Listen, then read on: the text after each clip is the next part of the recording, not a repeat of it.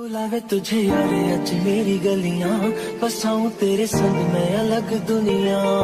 আসসালামু আলাইকুম আন্টি। ওয়ালাইকুম আসসালাম। আমি ঈশিতা, আপনার ছেলের বন্ধু হই। ওকে একটু ডাকেন তো। बुलावे तुझे এই মেয়ে, তুমি এখানে কিসের জন্য এসেছো? যাও, আমার ছেলের কাছে তোমার কি কাজ? যাও যাও যাও, তুমি চলে যাও। दोनों में जरा भी फासले बस एक तू हो एक मैं हूँ। এই মেয়ে, এই আরে আরে, ঘরের ভিতরে ঢুকে যাচ্ছ কেন তুমি? বেশ করেছে ঢুকেছি। ওই আপনার ছেলে আজকে ওর একদিন কে আমার একদিন। দেখ না, আমার কোনো দোষ নেই, আমার হাতের ফাঁকে মেয়েটা বাড়ি ঢুকে ঢুকে পড়লো। এই মেয়ে ভিতর ঢুকছে কেন? যাও, বেরিয়ে যাও। মেরে একবার হাত পা ভেঙে ফেলবো। এই এত কিসের অহংকার তোমার?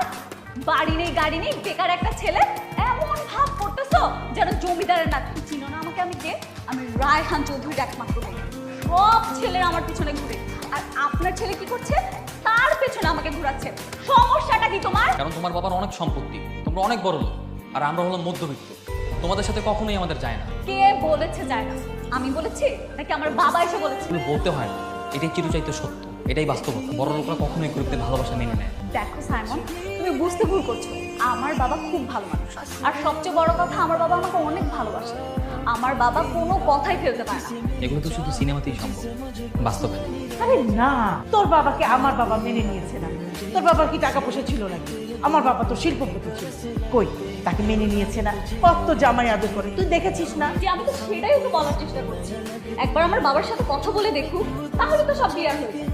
বাবা, একটা আবদার নিয়ে এসেছি। আমার কাছে আমার আম্মাজান আবদার নিয়ে এসেছে। আগে বলো, আমি যা চাইবো তা তুমি রাখবে। আমার আম্মাজান আমার কাছে একটা আবদার করবে, আর সেটাকে আমি ফেলতে পারি? হ্যাঁ, আমার 10টা না 5টা না, একমাত্র আম্মাজান। বলেন আপনি কি চান, আমি আপনার আবদার মেটাবো। বাবা, আমি না একটা ছেলেকে পছন্দ করি, ভালোবেসে ফেলেছি। বাবা, আমি ওকে বিয়ে করতে চাই, তাই আজকে ওকে নিয়ে এসেছি। ড্রয়িং রুমে বসে আছে তোমার সাথে দেখা করবে বলে। কি হলো বাবা? না না, এ তো অনেক খুশির খবর, অনেক খুশির খবর। আমার আম্মাজান একজনকে পছন্দ করেছে, আর আমি সেখানে অমত করতে পারি? 10টা না 5টা না, একমাত্র আম্মা আমার। আমি অবশ্যই আপনার আবদার রাখবো। তো বাবাজি, তোমার নাম কি? কি সাইমন? তোমার বাবা কি করে? আমার বাবা নেই, খুব ছোটবেলায় তিনি মারা গেছেন। তোমার মা? আমার মা সরকারি একটি হেলথ অফিসে ছোটখাটো জব করে। তুমি কি করছো? অনার্স ফাইনাল এক্সাম দিয়েছি, আপাতত কোনো কিছুই করছি না, বেকার বলতে পারেন। বাবা, কি সব ইন্টারভিউ নিচ্ছ বলো তো? তুমি যোগে হ্যাঁ করেছো সেটা বলো। আমার আম্মাজান যেহেতু তোমাকে পছন্দ করেছে, কাজে আমাদের এখানে আর কোনো ওজোর আপত্তি থাকা চলবে না। হ্যাঁ, মানে তুমি ইয়েস। যদিও আমার বন্ধুর ছেলের সাথে আমার মেয়ের বিয়ে দেওয়ার ইচ্ছা ছিল, বাট কিছুই করার নেই। আমার মেয়ের পছন্দের উপর তো আর কারো কোনো কথা থাকতে পারে না। তাহলে আমি খুব শিগগিরই তোমাদের বাসায় যাবো, তোমার আম্মার সাথে আমি কথা বলে আসবো। বাবা, আজকেই চলো না প্লিজ। না রে মা, আজকে না আমার জরুরি একটা মিটিং আছে, তুই তো জানিস। খুব তো লেকচার দিচ্ছিলে যে বড় লোকেরা বিয়ে মেনে নেয় না। আমার বাবা নাকি তোমাকে ঘাড় ধাক্কা দিয়ে বের করে দিবে। এখন কি হলো? আমি তো পুরো অবাক যে আমার মতো এত সাধারণ ঘরের একটা ছেলেকে তোমার বাবা কিভাবে এত সহজে মেনে নিলেন। কারণ আমার বাবা অনেক ভালো মানুষ, আর আমাকে অনেক ভালোবাসে। মা, আমি তো খুব অবাক হয়েছি, ওর বাবা এত বড় লোক, অথচ এত সহজে তোমার ছেলেকে মেনে নিল। তোর কি মনে হয় সব বাবারা বাংলা সিনেমার বাবার মতো হয় না? তারপরও মা, তুমি জানো না ওর বাবা কত বড় লোক? ওদের ঢাকায় নিজস্ব 4টা বাড়ি আছে, ওদের পার্সোনাল শপিং কমপ্লেক্স আছে, আরও নানান ধরনের মাল্টিনেশনাল বিজনেস আছে। এদিকে তোমার কি আছে বলো, যে তোমার ছেলেকে এত সহজে মেনে নিবে? আমার একটা সোনার চাঁদ ছেলে আছে, হ্যান্ডসাম ছেলে। কি ব্যাপার, আমরা এরকম লেকের মাঝখানে এসে কথা বলছি কেন? আমরা তো লেকের পাড়ে বসেও কথা বলতে পারতাম। তা পারতাম, কেন তোমার ভালো লাগেনি? না, ভালো লাগছে, কিন্তু একটু ভয়ও করছে। আমি তো সাঁতার জানি না।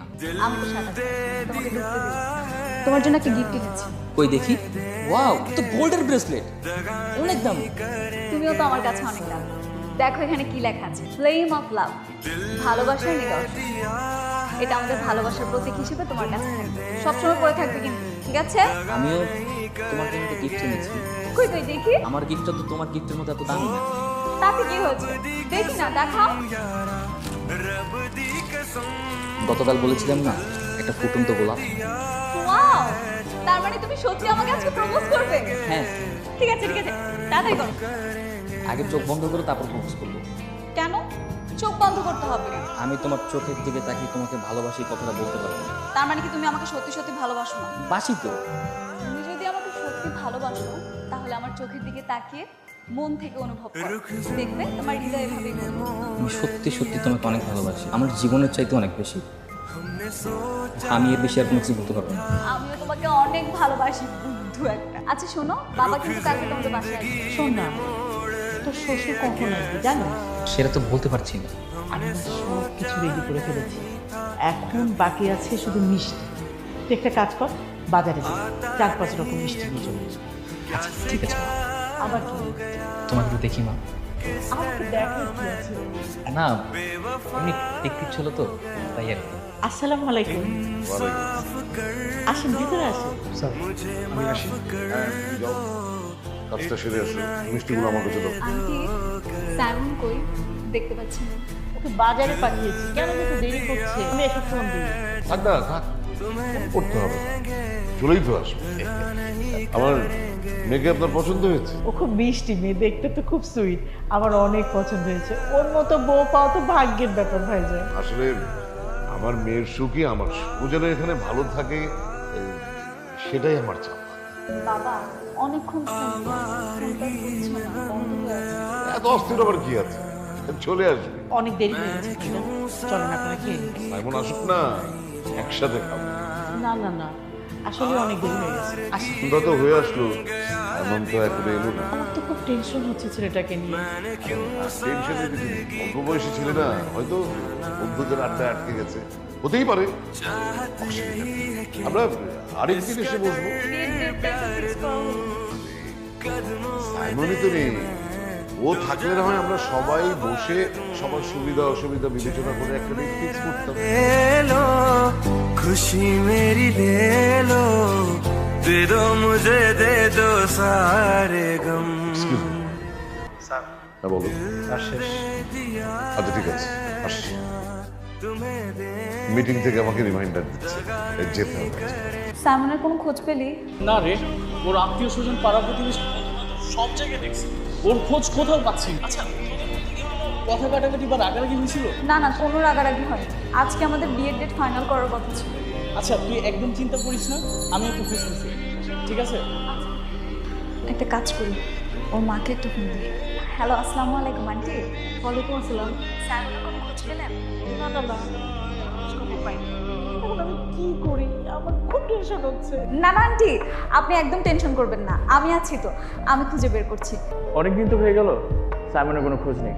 আর এদিকে তুই না খেয়ে ভেবে ওকে পাগলের মতো খুঁজে যাচ্ছিস। তোরা তো জানিস আমি সাইমনকে কতটা ভালোবাসি, ওকে ছাড়া আমি কীভাবে বেঁচে থাকবো বল?